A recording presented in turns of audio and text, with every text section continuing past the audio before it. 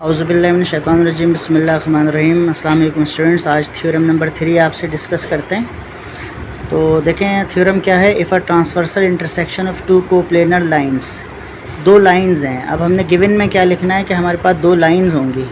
ठीक है, यहाँ पर मैंने आपको पहले कॉमे की आइडेंटिफिकेशन बताई थी कि कॉमे से पहले वाली चीज़ जो होती है वो गिवन में आती है और कॉमे के बाद वाली चीज़ जो होती है वो प्रूफ के अंदर आती है।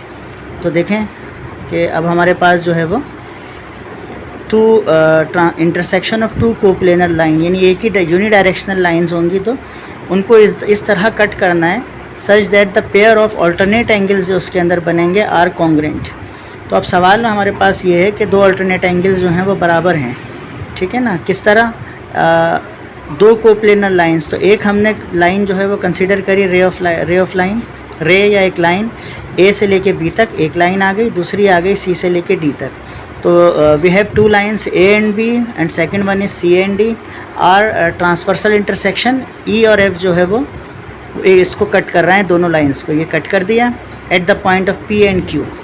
ठीक है, तो ऑल्टरनेट एंगल इस तरह अपोजिट बनते हैं, ये वन और टू ऑल्टरनेट एंगल्स हैं। अब प्रूफ करना है कि ये दोनों कॉन्ग्रुएंट हैं। तो ये सारी तो ये पीछे जो है वो नहीं, प्रूफ नहीं करना, ये आपको गिवन है कि ये कॉन्ग्रुएंट है। तो आइए पहले गिवन में लिखते हैं। अब देखिए रे हमने बनाई है, रे दोनों तरफ से जो लाइंस हैं तो इसमें डबल एरो बना दिया हमने। अब दो लाइंस हैं ए और बी, इसे लंबा खींच दिया, ये ऐसे हो गई। एंड सी एंड डी, ये टू कोप्लेनर लाइन है, एक ही प्लेन के ऊपर वाक़िया हैं। ट्रांसवर्सल इंटरसेक्शन, ई और एफ ने इसको एक साथ कट कर दिया, दोनों लाइंस को, इसे ट्रांसवर्सल इंटरसेक्शन कहते हैं। Cut then a point P and Q respectively, P और क्यू के ऊपर, ये पी और क्यू के ऊपर दोनों लाइंस को जो है वो कट किया गया है। किस तरह? सच दैट, इस तरह कि एंगल 1 और एंगल 2 बराबर है। ये चाहे तो आप इसे ऐसे भी लिख सकते हैं कि measurement angle 1 approximate equals to या कॉन्ग्रुएंट मेजरमेंट एंगल 2। ठीक है, दोनों तरीक़ों से लिखा जा सकता है।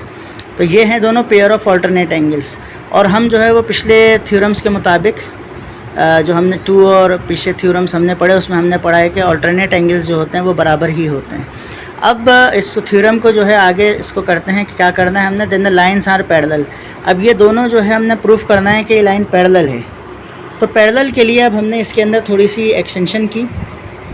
हमने कहा कि अगर मैं पॉइंट बी और डी को आगे एक्सटेंड करूं और ये दोनों पॉइंट आर के ऊपर इंटरसेक्ट हो जाएं, तो अगर ये इंटरसेक्ट हो जाएं तो ये दोनों लाइन पैरेलल नहीं हैं। ठीक है ना, और हमने प्रूफ करना है कि लाइन जो है वो पैरेलल हैं। तो अगर ये दोनों एक दूसरे के ऊपर इंटरसेक्ट हो रहे हैं तो इसका मतलब है कि लाइन पैरेलल नहीं है।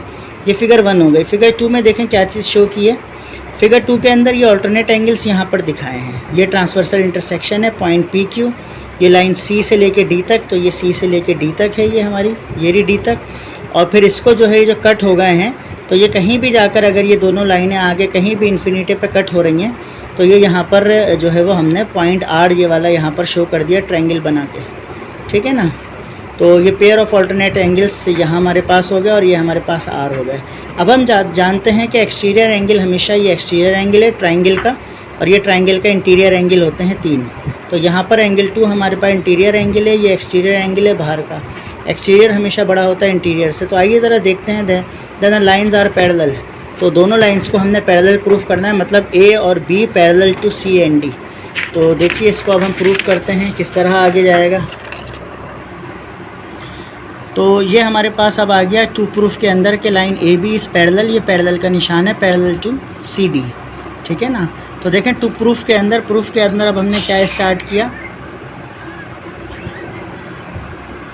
अब प्रूफ के अंदर कि अगर A and B and C and D are not parallel, जैसा कि पीछे डायग्राम में हमने कहा कि आर पे कट हो रहे हैं, कि अगर मैं यहाँ पर जो है वो बना लूँ दोबारा कि ये दोनों ऐसे हैं और ये इंटरसेक्शन ऑफ टू लाइंस हैं पेयर्स, और ये अगर यहाँ पॉइंट आर के ऊपर कट हो रहे हैं, तो अगर A and B and C and D are, A B और सी डी दोनों पैरेलल नहीं हैं, then being coplanar they will meet at point R. तो अगर वो पैरेलल नहीं है तो लाजमी बात है वो पॉइंट आर के ऊपर कट हो जाएंगे। और जो ट्रायंगल हमारे पास बना है P Q R will be a triangle, तो ये एक ट्रायंगल हो जाएगा जैसा कि तस्वीर नंबर 2 में दिखाया गया है। अब देखें, स्टार्ट करते हैं। In triangle P Q R, जो हमारे पास ट्राइंगल पी क्यू आर बना हुआ है, अगर मैं यहाँ पे छोटा सा उसको बना लूँ कि इन्होंने किस तरह शो किया है कि ये इस तरह अगर पी क्यू आर मेरे पास ट्राइंगल बना हुआ है, पी क्यू और ये आर, ये एंगल 1 है, ये एंगल मेरे पास 2 है, ठीक है ना। तो अगर ये triangle P Q R angle 1 जो है वो एक्सटीरियर एंगल है and angle 2 is interior angle है, और दोनों एक दूसरे के अपोजिट हैं। तो 1 angle is exterior angle and angle 2 is interior angle opposite. ये by definition of exterior interior angle के मुताबिक ट्राइंगल के जो इंटीरियर एक्सटीरियर एंगल होते हैं, तो अगर ये एक्सटीरियर है और ये 1 जो है वो इंटीरियर, यानी ये बाहर का एंगल है, ये अंदर का एंगल है, तो हम एक बात जानते हैं थ्योरम नंबर 2 के मुताबिक, ठीक है, कि हमेशा जो है एक्सटीरियर एंगल जो है वो बड़ा होता है, इंटीरियर एंगल छोटा होता है, ठीक है ना।